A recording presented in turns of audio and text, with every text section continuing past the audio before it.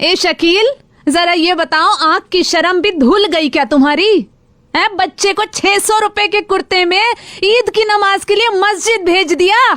2 महीने पहले ईद की नमाज पढ़ के बच्चा मस्जिद से निकला, चंदा सा चेहरा, ऐसा कुर्ता। बच्चे से पूछा मैंने, कुर्ता कितने का है? कौन? 600 रुपए का कुर्ता पहना के बच्चे को नमाज पढ़ने भेज दिया। कौन बोल रहा है? 600 रुपए का कुर्ता पहना के ईद की नमाज तुमने पढ़वा दी।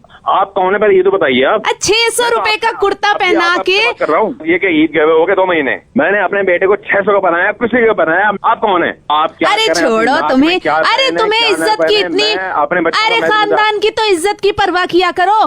ईद की नमाज के लिए बच्चे को 600 रुपए का कुर्ता क्यों पहनाया तुमने? एक कम से कम 25,000 का तो पहनवाते। अरे देखिए 25,000 का कुर्ता नहीं होगा तो क्या नमाज नहीं होगी? यही बात मैं समझाना चाह रहा हूं आपको शकील साहब कि अगर 1.5 लाख रुपए का बकरा नहीं करेंगे तो क्या कुर्बानी नहीं होगी? हर साल आप 1.5 लाख रुपए का बकरा खरीदते हैं और इस बार भी आपकी कोशिश है, मुझे पता चला कि 1.5 लाख से कम का बकरा नहीं खरीदेंगे ताकि लोगों को पता चले कि 1.5 लाख रुपए का बकरा है। अब जिस तरह 600 रुपए के कुर्ते में नमाज हो जाती है, 8 से 10,000 रुपए के बकरे में भी कुर्बानी हो जाती है।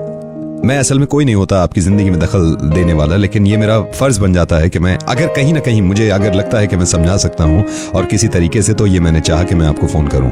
भाई साहब मुझे एक बात बताइए, मैं अकेला कोई हूँ? और भी बहुत से लोग हैं जो खरीदते हैं, न्यूज़पेपर में नाम आता है, सब कुछ आता है। तो ये बताइए, आप कुर्बानी न्यूज़पेपर में नाम लाने के लिए कर रहे थे और मैं ये शुरुआत आपसे करना चाह रहा हूँ और इंशाल्लाह ये उम्मीद है कि आने वाले वक्त में सबके समझ में ये बात आएगी। पता नहीं लोग दिखावा करने के लिए क्यों ऐसा करते हैं कि 1.5, 2 लाख रुपए के बकरे। आप जरा खुद सोचिए इस बात को कि 1.5 लाख के बकरे में भी कितना गोश्त होगा। अगर 1.5 लाख रुपए का बकरा ना लेके आप 10-12 हजार रुपए का बकरा ले लें तो आप इतने पैसे बचा सकते हैं। उस पैसों से गरीब लड़कियों को जिनको तालीम नहीं मिलती उनको तालीम दिला सकते हैं ताकि जिंदगी भर दुआएं मिले, या फिर पूरे साल उन बचे हुए पैसों से इतना गोश्त खरीद सकते हैं कि गरीबों को पूरे साल खिलाएं आप। बुरा मत मानिएगा, कई लोगों को बड़ा शौक है दिखाने का कि हम बहुत ज्यादा महंगा बकरा लाए हैं। अल्लाह ताला ने कुर्बानी फर्ज की है हर इंसान पे जिसके पास पैसा है, लेकिन हमें यह अकल भी दी है कि हम किस तरह अपना पैसा इस्तेमाल करें।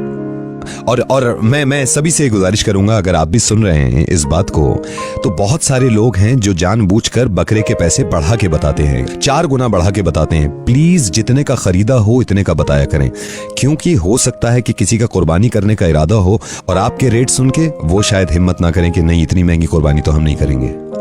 इस्लाम आसान है, इसको जितना हो सकता है आसान ही रहने दीजिए। इस बात की कितनी ज्यादा खुशी है कि हम सब लोग इंशाल्लाह कुर्बानी करेंगे और अल्लाह ताला हमारी कुर्बानियों को कबूल करे। उन 1.5 लाख रुपयों का कितना इस्तेमाल कर सकते हैं आप अपने रिश्तेदारों में, अपने अजीजों में। कोई इंसान परेशान है, उसको पैसा देके, तो ये ज्यादा बेहतर है। ये सोच के कुर्बानी मत करिएगा, कुर्बानी सिर्फ और सिर्फ अल्लाह ताला के लिए है।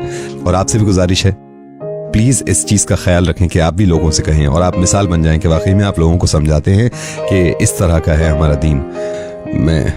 मैं नवेद बोल रहा हूँ और मुझे माफ़ कर दीजिएगा अगर मैंने ज़रा सा भी आपका दिल दुखाया है, और मैं चाहता नहीं, लेकिन मुझे ये लगा कि शायद मैं कुर्ते का एग्जाम्पल दूं तो शायद आपके समझ में आ जाए, क्योंकि आपको मालूम है कि 600 रुपये का भी कुर्ता होगा तो उसमें नमाज होगी आपकी।